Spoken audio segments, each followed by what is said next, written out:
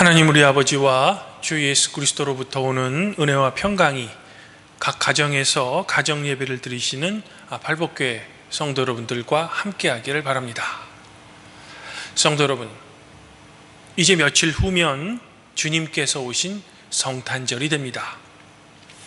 이런 성탄절을 며칠 앞둔 대림절 넷째 주일인 오늘, 저는 예수님의 탄생과 관련된 신비스러운 이야기를 우리 성도들에게 전해주는 누가복음 1장 26절부터 38절까지의 말씀으로 하나님의 은혜를 성도 여러분들과 함께 나누고자 합니다. 오늘 말씀의 내용은 이렇습니다. 어느 날 갈릴리 나사렛이라는 동네에 살고 있는 마리아라는 여성에게 가브리엘 천사가 찾아와 이런 말을 전해주었다고 합니다. 기뻐하십시오. 주님께서는 당신과 함께 하십니다. 그대는 하나님의 은혜를 입었습니다. 보십시오. 그대가 잉태하여 아들을 낳을 것인데 그의 이름을 예수라고 하십시오. 그는 위대하게 되고 덧없는 높으신 분의 아들이라고 불리어질 것입니다. 주 하나님께서 그에게 그의 조상 다윗의 왕위를 물려주실 것입니다. 그는 영원히 야곱의 집을 다스리고 그의 나라는 무궁하게 될 것입니다. 성도 여러분, 이처럼 천사가 전한 말에 따르면 이제 마리아는 아들을 낳는다는 것이죠. 당시 유다 사회에서는 여성이 아들을 낳는다는 것은 큰 축복이 아닐 수 없었습니다. 더욱이 그의 아들의 이름도 예수, 즉 주님께서 보호하여 주신다라는 의미의 이름까지 지어주는 겁니다. 그리고 더욱더 놀라운 사실은 마리아가 이제 곧 낳을 아들이 유다 민족이 그렇게 고대하고 그렇게 기다렸던 다윗의 왕위를 물려받게 될 아이라는 거죠. 어머니로서 이보다 더 큰 축복은 아마 없을 것 같습니다. 하지만 마리아는 이 천사가 전해준 놀라운 소식에 마냥 기뻐할 수만은 없었습니다. 왜냐하면 성도 여러분들도 잘 아시겠지만 마리아는 아직 남자를 알지 못하는 처녀였기 때문입니다. 즉 천사의 말처럼 마리아가 아이를 잉태한다면 자신의 약혼자인 요셉에게는 파혼을 당할 겁니다. 또한 그녀의 고향 나사렛 마을 사람들에게는 부정한 여인으로 여겨져서 율법에 의해 돌에 맞아 죽을 운명이라는 것입니다. 마리아로서는 도저히 감당하기 어려운 그런 이야기인 것입니다. 하지만 천사는 마리아의 이런 복잡한 심정을 아는지 모르는지 계속해서 이런 말을 전해줍니다. 성령이 그대에게 임하시고 덧없이 높으신 분의 능력이 그대를 감쌀 것입니다. 그러므로 태어날 아기는 거룩한 분이시며 하나님의 아들이라 불릴 것입니다. 그러면서 하는 말이 원래 임신을 할 수 없었으며 또한 이제는 나이가 많아서 더욱더 임신할 가능성이 전혀 없는 마리아의 친척인 엘리사벳이 지금 임신한 사실을 마리아에게 전해주고 있는 겁니다.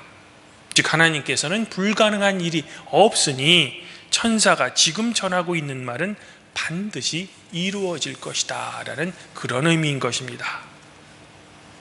하지만 엘리사벳과 마리아의 입장은 완전히 다릅니다. 엘리사벳은 결혼한 여성이죠. 하지만 마리아는 아직 결혼하지 않은 처녀입니다. 즉 남편이 있는 늙은 엘리사벳이 임신하였다는 것은 매우 축복된 일이지만 남자를 아직 알지 못하는 마리아가 아이를 배었다는 것은 마리아 자신에게는 정말로 최악의 상황이 되는 겁니다. 이 일로 동네 사람들에게 마리아는 곧 돌에 맞아 죽을지도 모른다는 겁니다. 그런데 이런 모든 상황을 알고 있었을 마리아가 놀랍게도 천사에게 이렇게 답변하는 겁니다. 보십시오. 저는 주님의 여종입니다. 당신의 말씀대로 저에게 이루어지기를 바랍니다. 성도 여러분, 도대체 마리아는 무슨 심정으로 이런 고백을 할 수 있었을까? 제가 앞서 설명드린 대로 당시 결혼하지 않은 여성이 임신을 했다면 약혼자에게 파혼을 당하는 것뿐만 아니라 율법에 의해 돌에 맞아 죽는다는 것을 마리아도 분명히 알고 있었을 겁니다. 하지만 이러한 난처한 상황임에도 불구하고 마리아는 천사를 통해 전달된 하나님의 뜻에 겸허하게 순종했다는 겁니다. 도대체 자기의 목숨을 담보로 하는 이런 무모해 보이는 천사의 메시지를 마리아는 도대체 무엇 때문에 결단하며 순종할 수 있었을까? 성도 여러분, 그것은 천사가 전해준 말씀 속에 주님께서 너와 함께 하신다라는 말을 마리아가 굳게 믿었던 거죠. 또한 자신이 하나님의 은혜를 입었다는 메시지도 마리아는 굳게 믿었던 겁니다. 바로 하나님의 동행 그리고 그분의 은혜, 이것이 마리아에게 말씀의 순종을 결단할 수 있는 위로와 격려가 된 겁니다. 또한 마리아는 자신이 낳게 될 아기를 통해서 하나님께서 계획하시는 놀라운 구원의 역사에 마리아 자신이 참여하고 있었음을 그녀는 깨달았던 겁니다. 즉 하나님께서 자신을 통해 이루고자 하시는 놀라운 역사의 한순간에 마리아 자신이 동참하고 있음을 그녀는 확신하고 있었던 겁니다. 이처럼 우리의 구원자이신 예수님께서 이 땅에 오시는 것에 결정적인 역할을 한 사람은 바로 마리아라는 한 여성이었다는 겁니다. 하지만 여기서 우리가 결코 놓쳐서는 안 될 점은 마리아는 왕궁의 왕비나 공주가 아닌 나사렛이라는 작은 마을에 살고 있었던 아주 평범한 시골 여성이라는 겁니다. 즉 어떤 권력이나 힘을 소유했던 강한 여성이 아니라 오히려 권력에 의해 쉽게 핍박당할 수 있는 민중 속의 한 힘없는 평범한 시골 여성이라는 겁니다. 성도 여러분, 이처럼 아주 평범하며 힘이 전혀 없었던 마리아의 순종이 우리 성도들에게 주는 의미는 무엇일까? 그것은 하나님의 구원의 역사가 이루어지는 것은 하나님의 계획인 시줄, 그리고 그 계획에 대한 인간의 응답인 날줄이 서로 엮일 때 하나님의 구원의 계획은 가능하다라는 것을 우리에게 말해주고 있는 겁니다. 물론 하나님의 구원의 역사는 하나님께서 충분히 혼자 하실 수도 있습니다. 우리 인간이 필요가 없을 수도 있습니다. 하지만 하나님께서는 당신 자신께서 창조하신 인간의 반응을 소망하며 원하고 계시다는 거죠. 여기서 오늘 말씀이 우리에게 주는 분명한 의미가 있습니다. 즉 만일 마리아에게 찾아왔던 가브리엘 천사가 지금 이 시간 성도 여러분들에게도 찾아와서 마리아에게 전했던 비슷한 소식을 여러분들에게 전한다면 성도 여러분들은 천사에게 어떤 답변을 하시겠습니까? 즉 여러분들의 목숨을 걸어야 하는 소식을 여러분들이 만일 듣게 된다면 성도 여러분들은 어떤 반응을 하시겠습니까? 이런 면에서 우리 성도들은 주님의 오심을 기다리는 이 대림절기에 마리아와 같은 놀라운 믿음이 과연 나에게도 있는지 깊이 숙고해 봐야 할 겁니다. 즉 나를 향한 주님의 계획이 나에게 유익이 되든 아니면 오히려 불행이 되든 오로지 주님의 계획이라는 그 사실 하나만으로도 내가 감히 순종할 수 있는지를 생각해 봐야 한다는 겁니다. 만일 어떤 것은 내게 유익이 되기에 받아들이고 또 어떤 것은 내게 손해를 끼치고 위험을 초래하는 것이기에 우리가 그것을 거절한다면 결국 우리가 하나님을 신뢰하지 않는 증거가 될 뿐입니다. 오늘 말씀 속에서 분명한 점은 예수님께서 이 땅에 오셔서 하나님의 구원의 역사를 이룰 수 있었던 것은, 보십시오, 나는 주님의 여종입니다, 당신의 말씀대로 나에게 이루어지기를 바랍니다 라고 고백하며 하나님의 동행과 그분의 은혜를 굳게 신뢰했던 마리아의 순종이 있었기 때문이라는 겁니다. 이런 의미로 오늘 말씀 속에 마리아의 위대한 순종의 의미는 그저 2000년 전에 과거의 한 시점에 머물고 있지 않습니다. 현대를 살고 있는 이 시대에도 여전히 하나님의 백성인 우리 성도들의 역할은 매우 중요하다는 겁니다. 즉, 현대에는 우리 성도들이 하나님의 구원의 역사에서 마리아의 역할을 감당해내야 한다는 겁니다.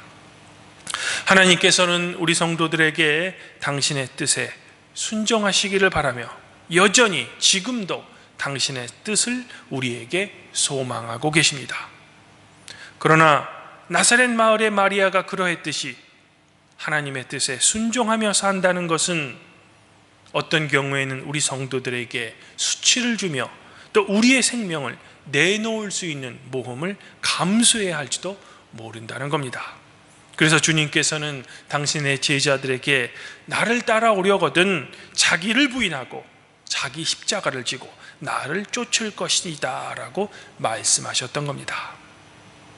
이 주님의 말씀에 순종하며 산다는 것은 우리 성도들에게는 그렇지 않아도 힘들고 이 험난한 세상에서 얼마나 자신을 포기하는 일이며 우리의 손해를 감수하는 일이겠습니까?